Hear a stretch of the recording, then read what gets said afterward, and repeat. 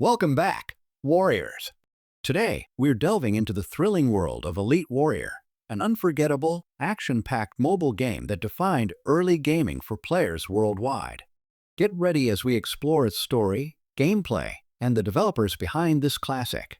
Although Elite Warrior lacks the deep, cinematic narratives of modern RPGs, it sets a classic action-adventure tone that many fans fondly remember. You are the last hope, an elite warrior forged in countless battles. Legends tell of a dark force rising and corrupting once peaceful and safe lands. Your mission? Cut through the chaos, defeat powerful foes, and restore balance to a world on the brink of collapse. Every battle is a step deeper into danger, and every victory brings you closer to uncovering the truth behind the threat. The game's blend of fast-paced combat and evocative world building is part of what makes it so addictive, even with simple graphics and controls. The core of Elite Warrior lies in its combat.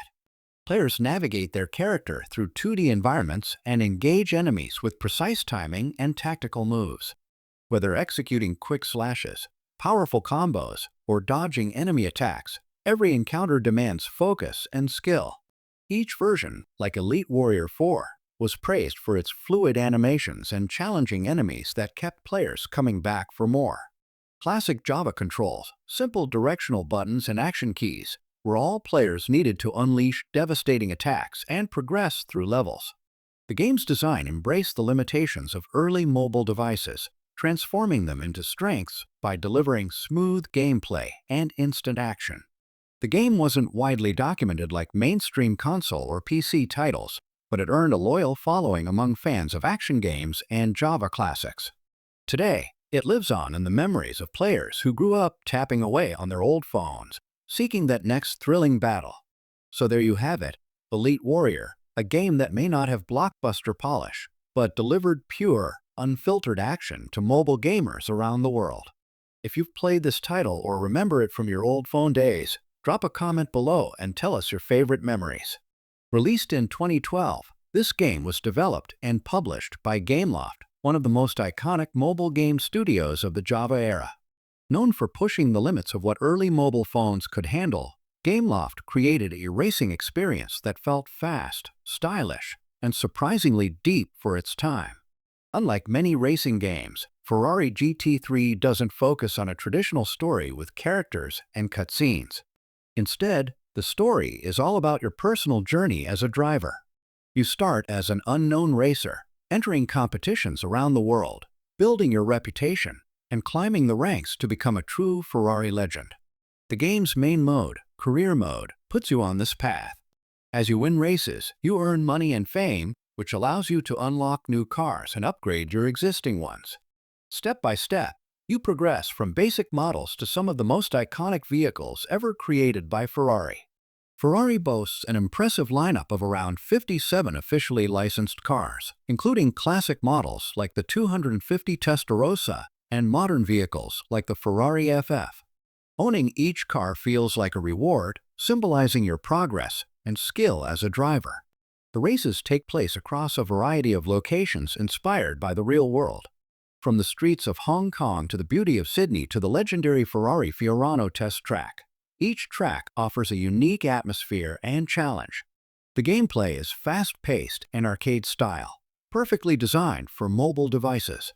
Drift through tight corners, dodge obstacles, and overtake rivals in intense, short races that keep the adrenaline pumping. Despite being a Java game, it delivers smooth controls and satisfying racing mechanics.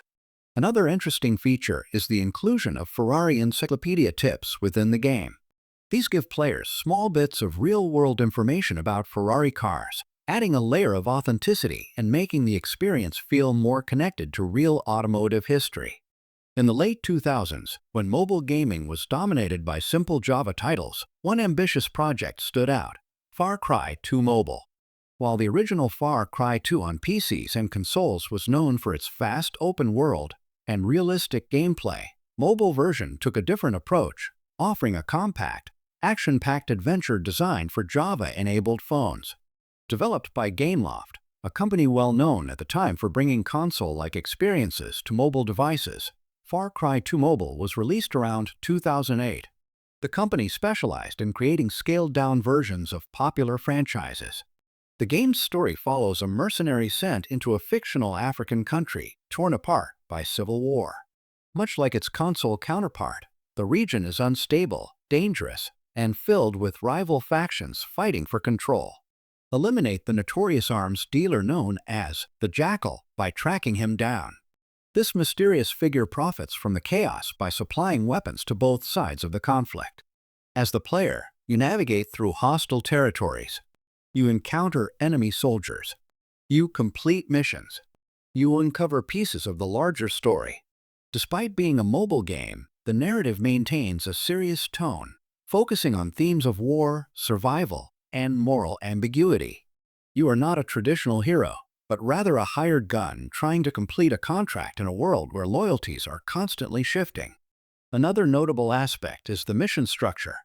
Unlike the main game, which is a fully open world, the mobile version is divided into levels, each with specific goals. These goals include eliminating targets, rescuing hostages, and escaping dangerous zones. This design maintains a fast pace and is ideal for short play sessions, which was essential for mobile gaming at the time. I look back on Far Cry Mobile. It reminds me of how far mobile gaming has come. The journey from pixelated battlefields on small screens to today's high-definition open worlds has been remarkable. These early titles have a distinctive nostalgic quality. In the past, developers faced limitations that didn't stop them from creating new things. Today, we're diving into a lesser-known gem from the era of mobile Java games, The Chronicles of Narnia, The Voyage of the Dawn Treader. Developed by Gameloft, one of the biggest names in early mobile gaming, this mobile game was released around 2010. At a time when smartphones were still emerging and Java-based games dominated the market, Gameloft was known for transforming major movie licenses into rich handheld experiences. This game is based on the third film in the Chronicles of Narnia series, which was adapted from the beloved novel by C.S. Lewis. The game's story follows Lucy and Edmund Pevensey as they return to the magical land of Narnia, this time joined by their obnoxious cousin, Eustace Scrubb.